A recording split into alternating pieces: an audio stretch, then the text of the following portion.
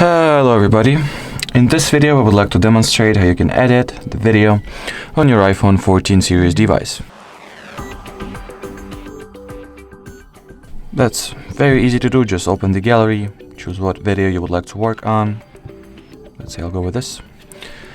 At the top right corner you'll find the dedicated edit option, so tap on it, and here you have quite a few of the tools that allow you to edit this video out. So for example, cut some parts, make it shorter,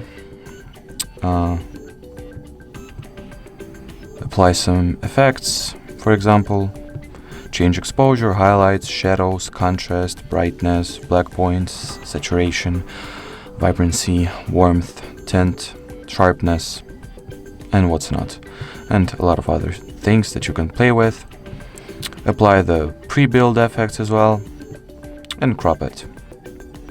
Change its orientation, rotate it 90 degrees, rotate it sideways, and, well, what's not. Alrighty, so that will be pretty much it for this video. Thank you so much for watching, and bye-bye.